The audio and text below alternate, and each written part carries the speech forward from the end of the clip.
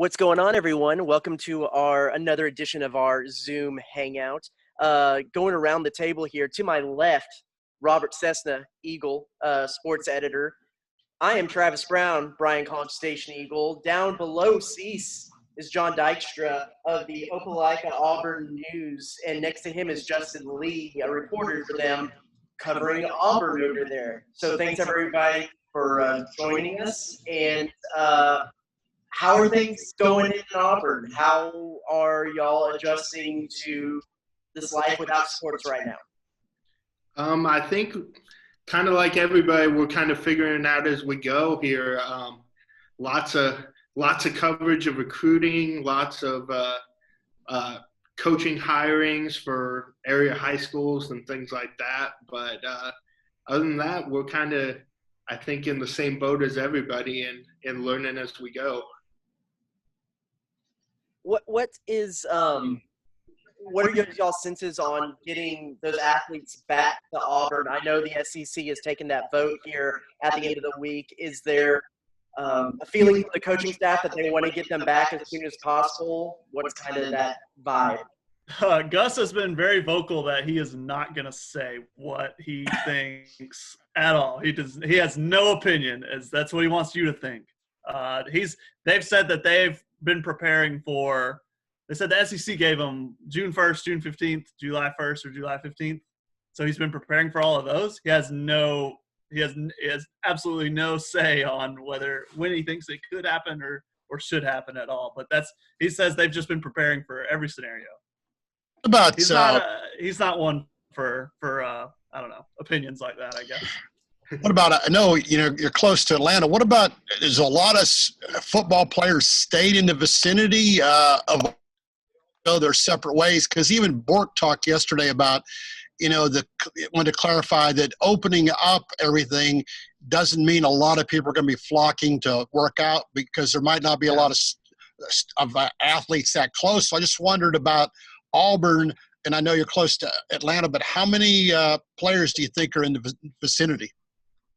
I mean, all of them are home, like with their parents. But yeah, I would say, 50% could drive if they had to. You know what I mean?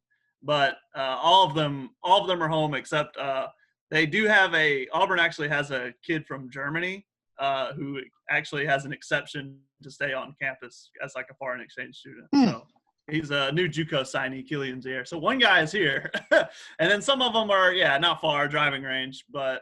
I don't know. Honestly, if they get the chance to do something that's optional but not mandatory, I don't know how much they do, to be honest. They went all in on the remote learning and the remote workouts pretty early. In addition to Atlanta, too, I mean, it's Florida is right down the road, and that's where a hotbed for a lot of them obviously are right now with their parents down there. So. Before this coronavirus hit, and I know a lot of people do want to talk football, a lot of us written here that, quite likely A&M could be 6-0 gone how easy their schedule was. And, of course, this is before the coronavirus. So I'm wondering, pre-coronavirus, what are the expectations? I saw what CBS come out, their top 25. I think they'd Auburn 11th, 10th or somewhere the other day.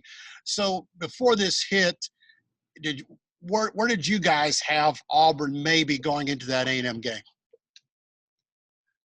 I haven't dissected the schedule yet or anything by that means, but I think there's certainly a little bit of a changing of the guard in the SEC where you don't have like Joe Burrow's obviously gone from LSU, Tua's not at Alabama anymore, so it's a little bit more wide open, I think, than we've seen it.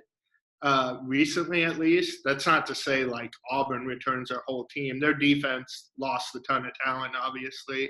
Offensive line, all 4 of the 5 starters are gone. But I think there's certainly optimism that we'll see what kind of strides Bo Nix makes as quarterback. But if he makes the strides they certainly hope, then it could be a better year than even last year, which ended up to be a pretty solid year considering you had a true freshman quarterback in there.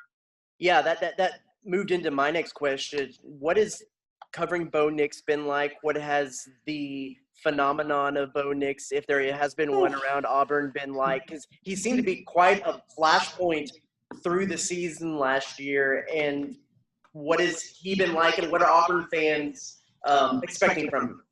He is an interesting figure because he gets a lot of hate from Auburn fans. He does. And honestly, and a lot of it, to me, I don't understand. And it reminds me of Nick Marshall, who played for Auburn in 2013, took them to the national championship game. I mean, it boggles my mind, but there were fans at Auburn who wanted him benched and wanted Jeremy Johnson to play again. And we saw how that turned out eventually. And I see the same thing with Bo Nix. He gets a lot of hate. And, I mean, I can see it because he's a gunslinger, and sometimes it doesn't go well. But I'm not sure what that offense – I don't know. That offense wouldn't have looked – it would have been terrible last year without him, I feel like. And I think he's a good player. I think he's a good creator. But he is a polarizing figure, I would say. And some of it goes back to his dad because his dad made some legendary plays and was a really good player.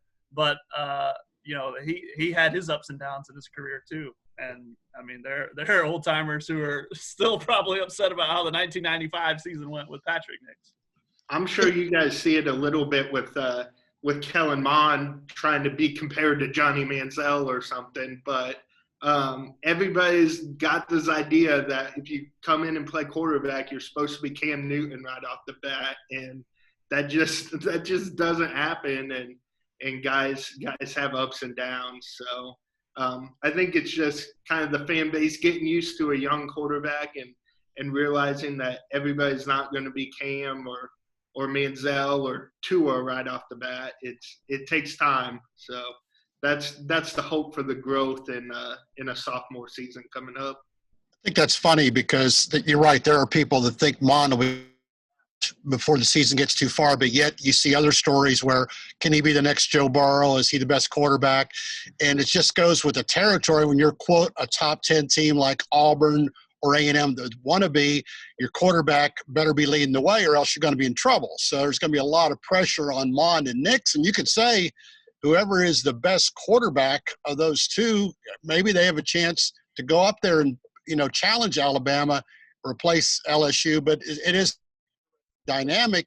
And I thought if I could throw out, even though A&M's only been in the league 8 years, I believe I've written you write a couple stories every year on Auburn, being a West Division rival, and always talk about Gus Malzahn and the offensive coordinator. I mean, even, on the outside looking in. So how does Chad Morris, what do you guys see as that dynamic? Is he going to have total autonomy? I read so much about Lindsey and different people.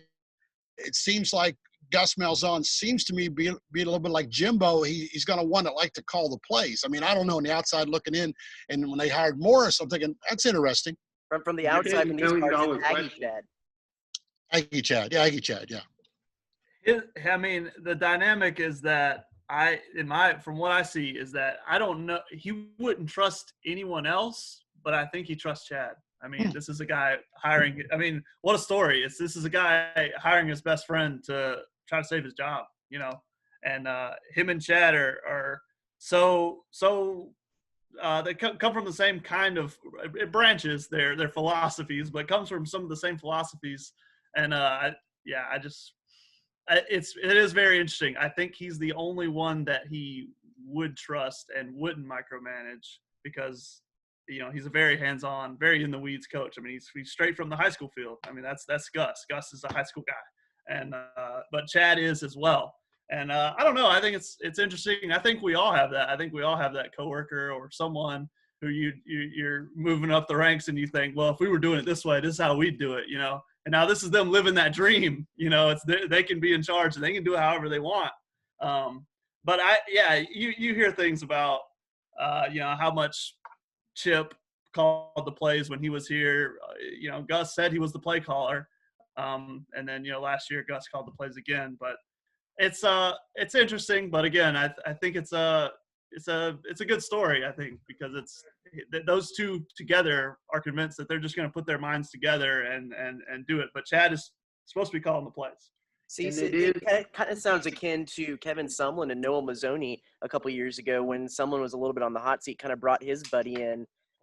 maybe it'll turn out a little differently. Also, with Chad Morris, are you at all upset about not having him dodge every single one of the questions that we ask at SEC Media Days? I'm a little excited about that. What about, you touched on something I found interesting. When's the last time you guys went through a year and didn't write some kind of column or story that Malzahn had to save his job? Is it when they beat Alabama? Is that all? Because it seems like every year at some point, Malzahn's coaching for Arkansas is right around the corner. Yeah, it comes up a lot, and it's I don't know, it's an interesting topic, and there's a lot in the media that comes up, and it's like, dude, there's a $32 million buyout, like, relax. But but they'll still post those articles, baby. You got to get those clicks. So I don't know.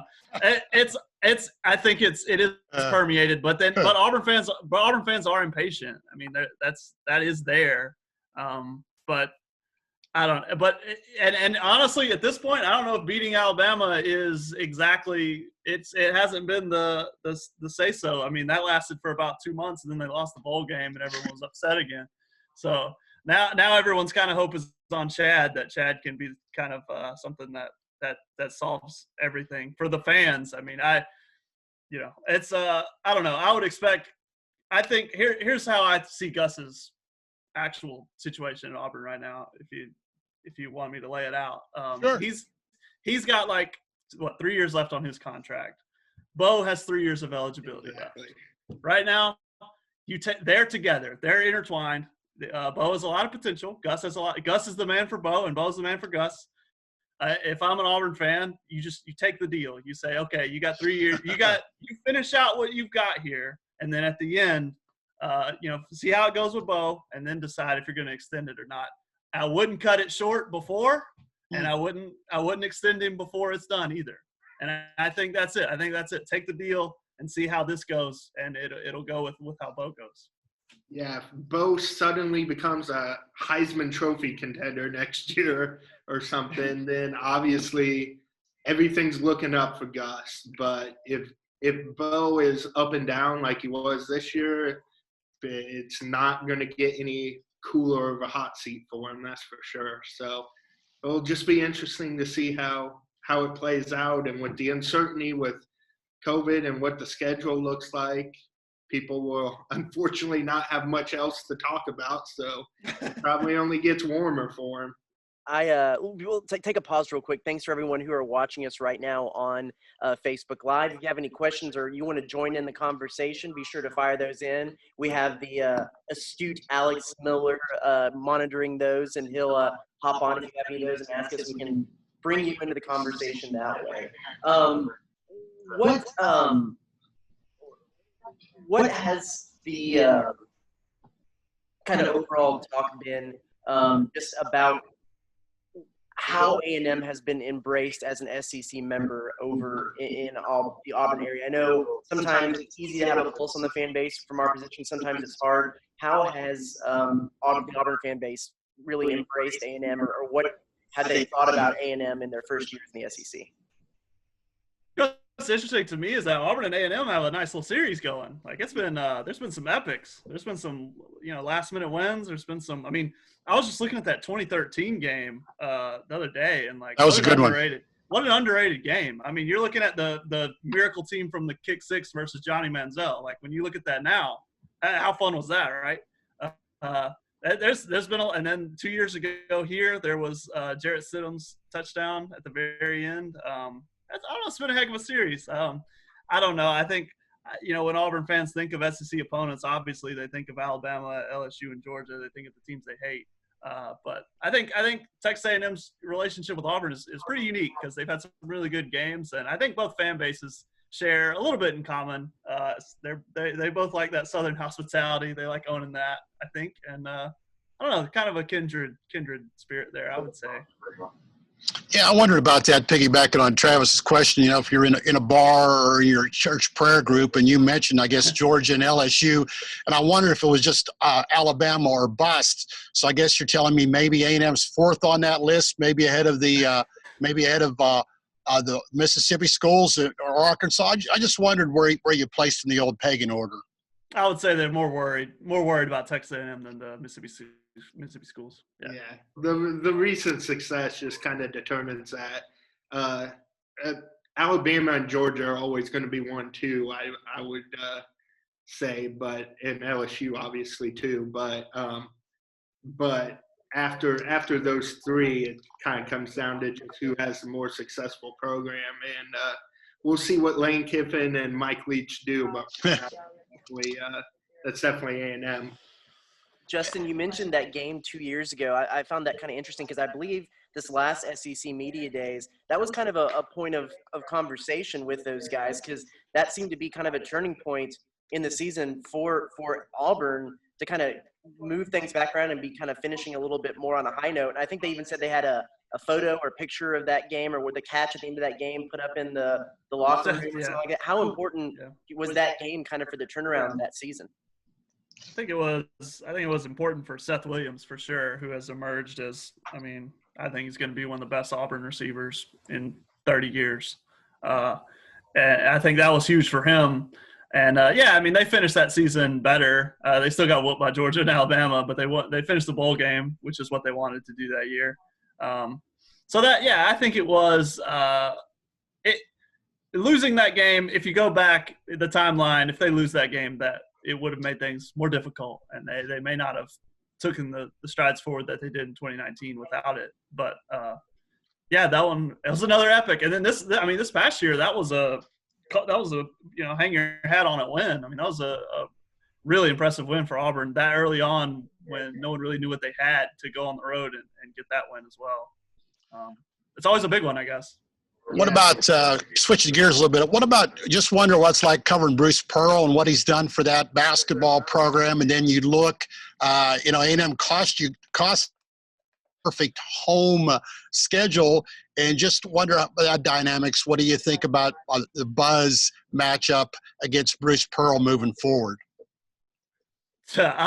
Covering Bruce Pearl Auburn basketball is like nothing anyone's ever seen here, and it's ridiculous. I'm remembering last year when I'm coming back from the College World Series and I have to get home in time to cover Chuma Okeke getting drafted in the NBA, and I'm like, no Auburn beat writer has ever had to do this. Never had to get done with the College World Series in time to have an NBA player drafted. Like, no, what is this? Come on. So, it's crazy. They had a really good team again this year. I don't know. It's almost like you're kind of waiting on the shoe to drop, but at the same time, Bruce is doing so well and he's recruiting so well that I think they got a chance to be in the top tier, the top 4 teams or so, for a while to come. Yeah, they certainly have to replace a ton from last year's team with all the seniors, and then Isaac Okoro is going to be a top, whatever you want to say, maybe 5, no doubt 10 pick in the draft this year. So they have a lot to replace, but they also have a heck of a good recruiting class coming in with a 5-star like Sharif Cooper at point guard. So as long as Bruce is here and as long as the NCAA isn't here too, we should be a solid team. Wow. Yeah, because I saw him one of the football games. He looks like he goes out and he knows to sell the basketball program in a football school. And, of course, I know he did well at Tennessee, but, some coaches don't get that. It seems like he's a pretty good fit for Auburn right now on the outside looking in. Oh, there's no better, I guess you'd say, ambassador for the school than having Bruce out there. He always brings the energy. He has the right, I guess, mindset to go into that, and certainly represents the school the way they'd like to be represented. And I know nationally, even before I got here, you have your feelings on Bruce just because of the reputation and how he's left a couple other jobs. But certainly there's no better ambassador for Auburn as far as a coach than Bruce Pearl is. Here's a thought that I've kind of asked a couple of the other people that we've had on here, because we're a bunch of storytellers who like stories. As a journalist, in your experience as a journalist, what is one of your favorite sports journalism memories? Maybe one of the best people you've gotten to talk to, the funniest people you've gotten to talk to. If you can go back in your career and think that this is a highlight moment, a funny moment, a funny conversation, what is the first thing that comes to mind for y'all too? That's a tough on the spot one. I'll say before I got here, the year before last, I was in a little town called Maryville, Missouri, and I covered a Division II national championship men's basketball team that completed the 6th ever undefeated basketball season. And that was just, there were a lot of small town kids and a lot of interesting characters on that team, and very personal coach that will coach D1 whenever he chooses that he wants to. So that was just a fun kind of just following one team throughout the whole season like that was a fun experience at a school most people across the country would never hear of. So it was just special for them. But yeah. I can tell you my favorite was in Texas. Before I came back here, I worked for the Odessa American. Okay. I did my favorite story ever, it'll always be my first answer, was about bullfighters at a rodeo that came through. And you guys love this, unlimited access. That was the best part. And we went, me and Photog went back to the locker room. We got them joking around. I don't know. There's a lot of the dynamic you don't understand between, there's always the guy, the funny man, and the clown who's in a barrel and he's on the microphone and he's joking around. But then the other guys, the bullfighters, are the athletes, and they're really trying to, they're in danger, getting those bulls back away from the rider into safety. And it was just a fun time. That's that one story where it all just kind of came together. I think I got to cuss in the lead. It was great. Oh my gosh. It's every journalist's dream. It was a dream. Yeah. Yeah. It was amazing. So yeah, that's mine. That's my number one. A lot of good mojo stories up there in Odessa.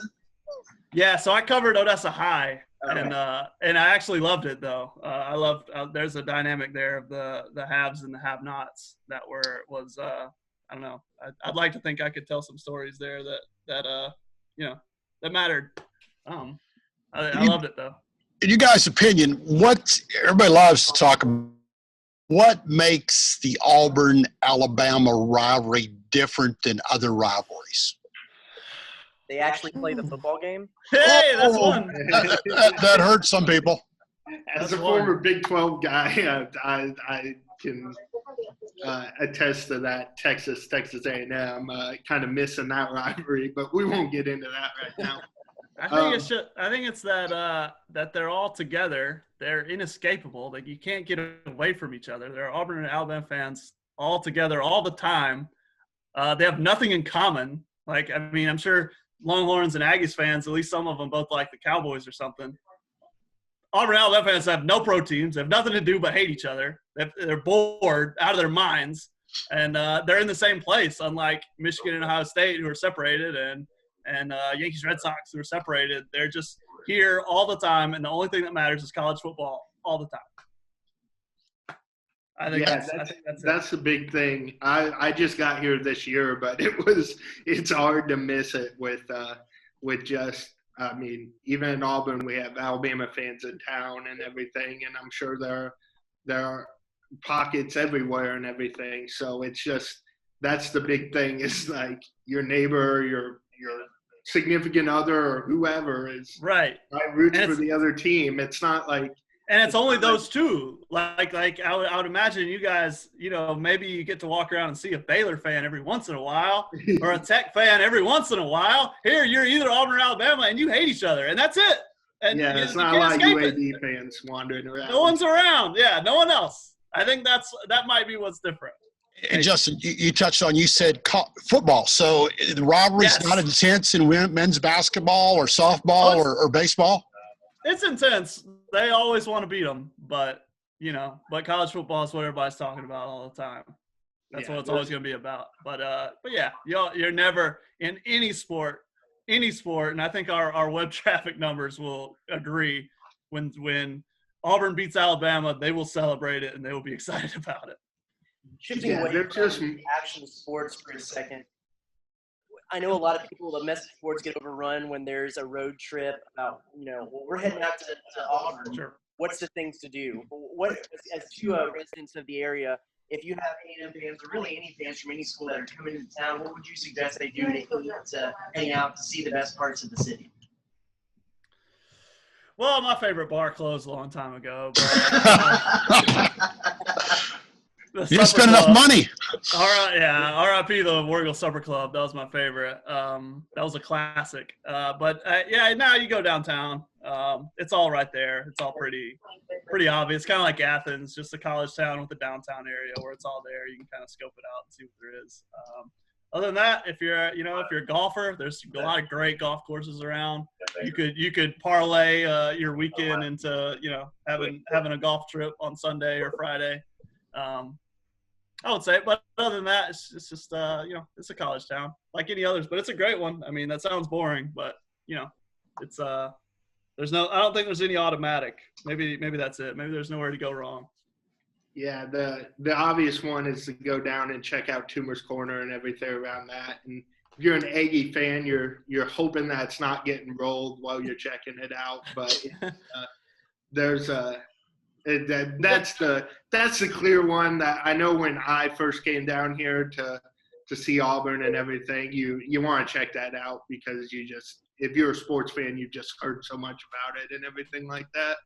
Get to your seat on time to see the eagle fly because it's pretty cool. That's all my better ones. I agree.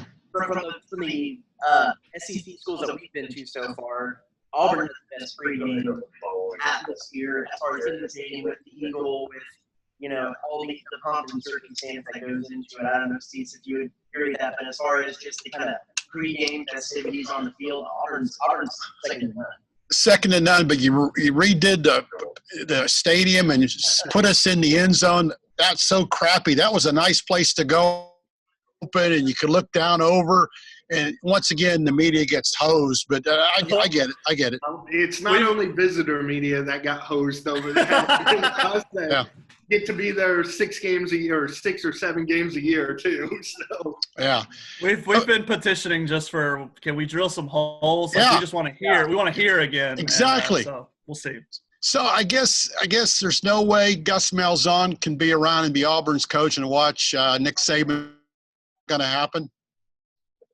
Watch Nick Saban do what now? Retire. In other words, can he outlast him? I guess Vegas would. The odds on that would be kind of phenomenal. But I always wonder how many more coaches that Saban's going to fire. But I just wonder because Gus is always up there. But he seems to survive.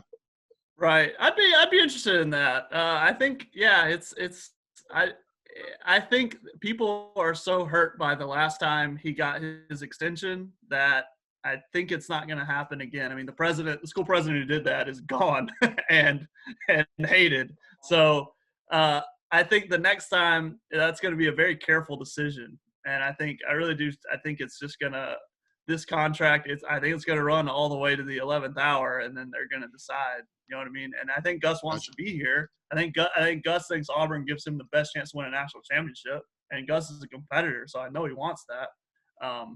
But yeah, I would be interested in those odds because Saban's older. I don't know. I guess if Gus would have to get one more contract, I guess one more 5-year deal or something, and might have a shot at it. The SEC is all about assistants. So we talked about Morris. Well, what about on the flip side? It seems that he wasn't able to keep. Muschamp went on, but sure. Steele, obviously, he does a good job. How do you guys rate him as far as? And of course, he was at Baylor, and so since John had got his Baylor colors on, I thought maybe I'd bring that up. Auburn fans love Kevin. They love him. They think he can do no wrong. They think everything that bad happens is Gus's fault, and everything that good happens is what Kevin did. That's how Auburn fans think. They love him. They just signed him to I think he has 3 seasons left. They put one more year on him, so he's got 2020, 2021, and 2022 still to come. Love him. I think we've got one of our guys over here. We played in Kevin Steele's golf tournament. Robert Primo, he won a helmet and it autographed by Kevin Steele. And I don't know if he still has it over there, but we should have brought that over. Hold on, I'll go check. He does. We could probably get a lot of money in that in Auburn then, even though it's a Baylor helmet. I mean, I don't know about that. You know, Kevin Steele autograph. You know, people are happy to have Kevin back this year. That's for sure, because Auburn replaces a ton defensively. 3 picks in the top 45 or so. I forget where exactly Marlin was picked, but Derek Brown and Noah Benogany going in the first round, and then Marlon Davidson not far after.